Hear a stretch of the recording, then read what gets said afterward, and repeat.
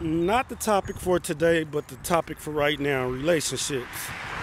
You know, reason why you should keep your relationship private, and I'm guilty of this some of the times, airing out my personal life on Facebook because baby mama done got me in so much unnecessary trouble. Um, with calling the police on me for no reason. Um, and then even before doing that, before live streaming, get mad, post up on there about her, and people say you should leave this and that. Even before we had a baby together, and now I'm about to have another one, in which I'm still guilty of doing sometimes, to protect myself, just in case I need to use that live stream in court. But I try not to that much anymore. But for my safety and proof, I do that. But at some point in time, you should, if you do that, or you air out your business, tell people your business about the negativity that goes on in your relationship, at some point in time, you should stop. Because people always gonna look at it like, she no good for you, or he's no good for you. They just gonna keep getting you in trouble. Y'all don't realize, even when we get in trouble, I still tell y'all, we got plans to marry each other.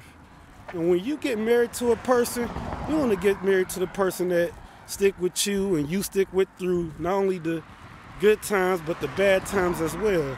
If not, y'all not ever ready for marriage. Like, why the hell get married if you're not gonna stick with somebody through the good and the bad? And not only people of my age would tell me things like, there's other females out here. In this small city, it's not a small town, but it ain't that far from being a small town. It's just a little bit bigger than a town, but we might as well be a town because where I'm from in Ohio, Dayton, Ohio, is small as heck.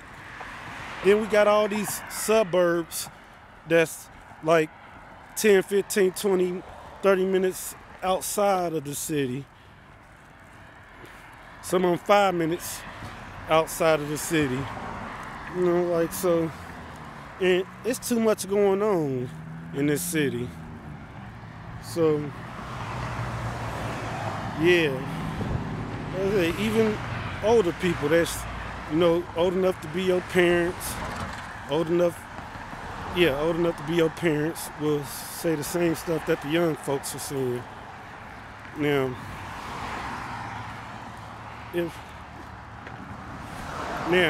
if there was any people that's old enough to be grandparents, like old enough to be my grandparents, there'd be very much less of that.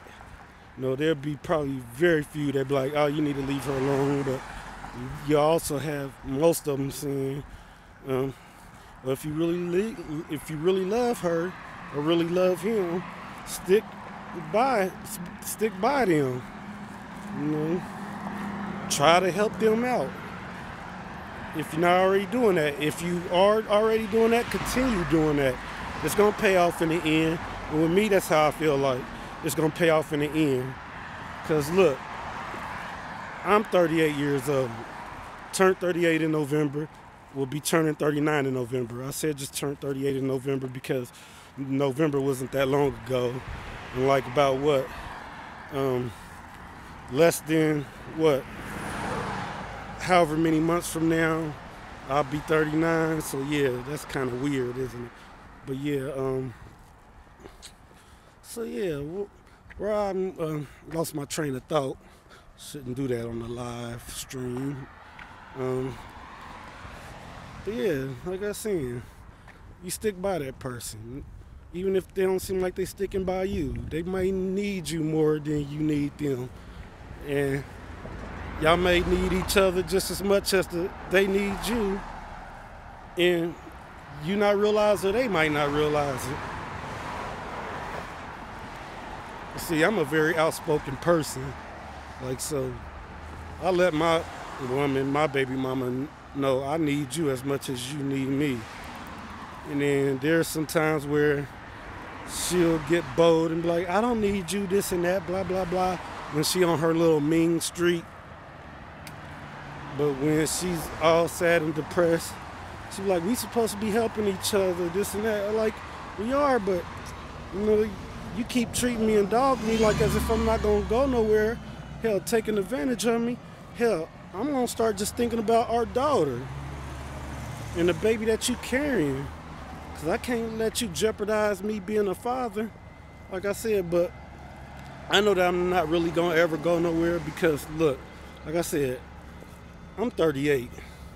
Just became a father last year at the age of 37. The summer of 2017. This is spring 2018. I've been trying to become a father since the age of 18, 19. So I feel like God blessed me and I didn't even really do anything to deserve this blessing. Well, blessings now because I got another baby on the way. So, you know, I feel like God is testing me because He blessed me. He blessed me with a child I didn't deserve right now, and another child that's on the way. But I guess given the circumstances of what I was going through and my age, He blessed me because look, people's like, people forget, I guess people say I'm old, but then when they realize I want, even though they realize I want kids, they were like, you're young. I'm not trying to be 40 something, almost 50, and then have kids.